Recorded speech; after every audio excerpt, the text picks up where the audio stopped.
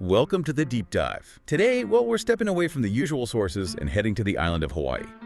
We're taking an expert look at the guide to the Four Seasons Resort Hualalai. Yeah, and our mission here, it's more than just a hotel review, right? We're digging into how a really high-end place balances that, exclusive luxury with the sheer power of the natural landscape. And the authentic Hawaiian spirit too, the aloha, without it feeling fake. Exactly, that's the challenge. The setting itself is just, wow.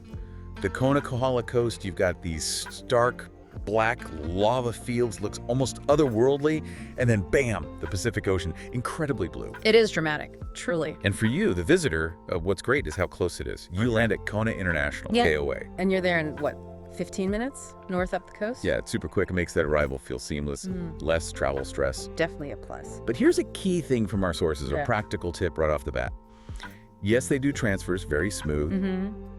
But if you actually want to see the Big Island, and you really should, Oh, absolutely. you need a rental car.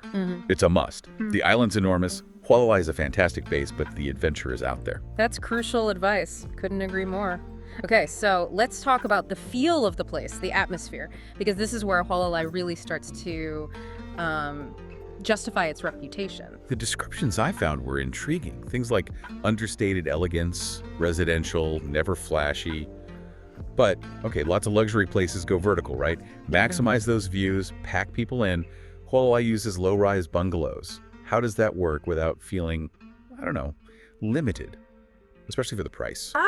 But that's the whole point. It's actually the opposite of limiting. It's a conscious choice, a philosophy. They chose space and the horizon over height. Okay. The whole design is rooted in traditional Hawaiian structures, low buildings, open-air hallways, lots of dark, local wood, and the absolute key rule, the one that shapes everything. Yeah. No building goes higher than the treetops. Specifically, like the height of a mature coconut palm. So that constraint, that rule, becomes the luxury, preserving views for everyone, keeping it intimate instead of stacked. Precisely. It forces this connection to the place. And it's literal, too. They didn't just flatten the site.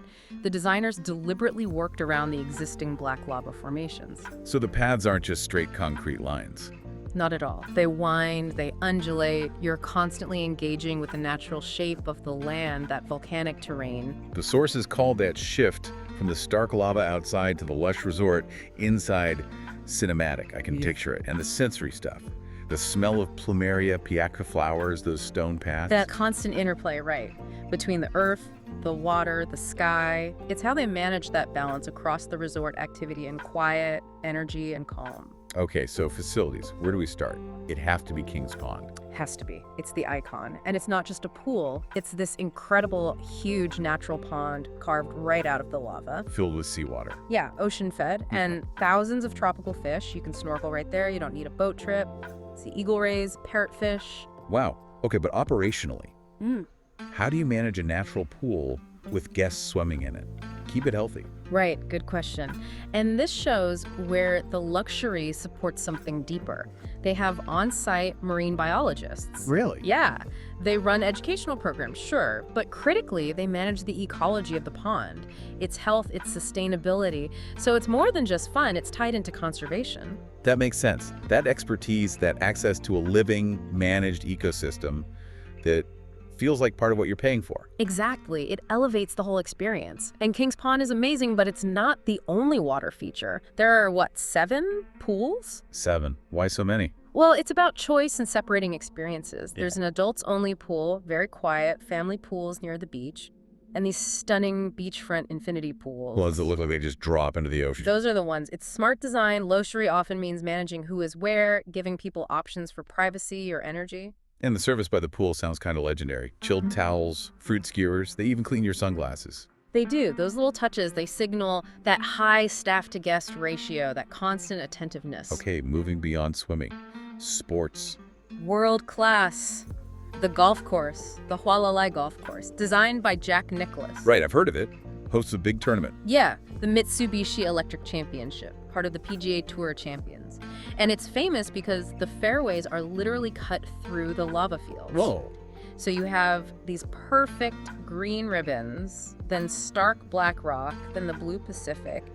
Visually stunning and technically challenging. I bet. Imagine hitting into that lava. Yeah. No easy recovery there. Definitely a test. But, beyond the sports, what really anchors Hualalai, I think, is the cultural side. It's not just entertainment. Right, it's about connecting to Hawaii itself. Well, Authenticity again. Exactly. They have a dedicated cultural center. And it's not just, quick fun activities. They offer line making, hula lessons, ukulele. Standard resort stuff sometimes. Maybe, but they also have storytelling sessions, really diving into Hawaiian history, myths, the meaning of the place.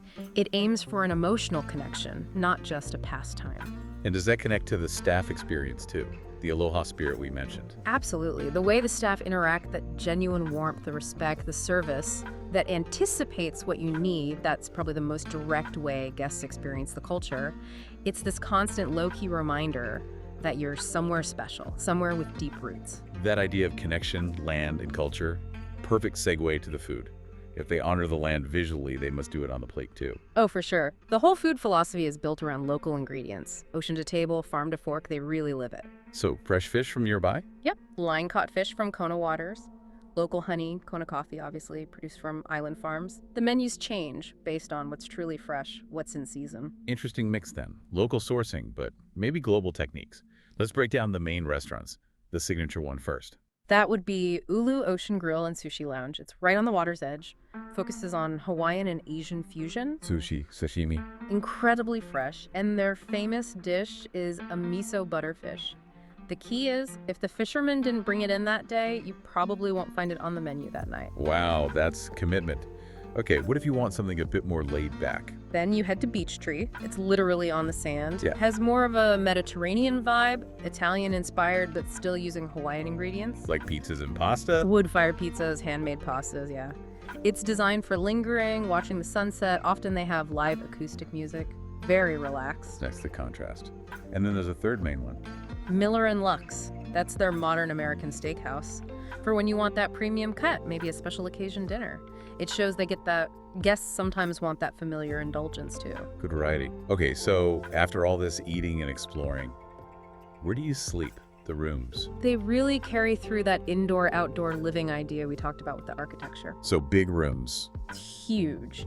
Standard rooms start around 635 square feet. That sets a baseline of generous space. And the crucial thing, every single room has a private lanai. A terrace, basically. Yeah. Covered in open air. Exactly. That lanai is key to just embracing the climate, the views. Inside, it's lots of natural materials, teak, stone, light fabrics, luxurious but airy, not stuffy. Trying to keep you connected to the outside. Always. And then at the very top end, you have the villas. Right. The sources mentioned these, like the Hawaii Loa Presidential Villa. Yeah, that's the pinnacle. We're talking private pools, outdoor fire pits, and the ultimate luxury add-on. Dedicated staff. A dedicated personal concierge. Someone whose job is just anticipating your needs for that villa. That level of service is, well, that's part of the justification for the absolute highest price point. Makes sense. That level of personalization probably requires a high staff ratio overall, which supports the service everywhere else too. It's a whole ecosystem of service, definitely. Okay, let's shift to planning. Practical stuff for anyone listening and thinking, okay, maybe. What's the essential advice? First up, climate. You're on the west coast of the Big Island, which is the dry side. So expect lots of sun. Temperatures are really consistent, usually high 70s to mid 80s Fahrenheit year-round. So pack light? Light, breezy clothes, swimwear, absolutely, but always pack a light jacket or sweater. Why? Because while the resort is warm, if you take that rental car, which you should, and drive inland, or especially up towards the volcano. Hawaii Volcanoes National Park. Exactly. The elevation changes dramatically, and it can get quite cool, even chilly, especially in the evenings. Be prepared for different microclimates. Good tip. What about timing? Is there a best time to go, maybe for better rates or fewer people? The shoulder seasons are often your best bet. Think late spring, April, May, into early June, or early fall, September, October, maybe early November. Why then? You usually still get fantastic weather, but you miss the big holiday rushes, Christmas, New Year's, peak summer. So fewer crowds and sometimes slightly better rates. Let's talk about those rates again, just Yeah. to set expectations clearly. Right. Standard rooms, you're typically looking at starting somewhere between, say, $1,100 and $1,300 US per night. And that's just the room? Generally, yes. It's important to know this isn't an all-inclusive resort. You're paying for the room, the setting, the service, the access, like those marine biologists at Kings Pond. You can add packages, like for breakfast or golf, but the base price is typically accommodation only. Got it. And hammering this home one last time, the rental car. Absolutely essential. The Big Island is, well, big. You need wheels to see the coffee farms, find hidden beaches, visit the lava tubes, make that trip to Kilauea. Don't plan on using ride shares for island exploration. Okay.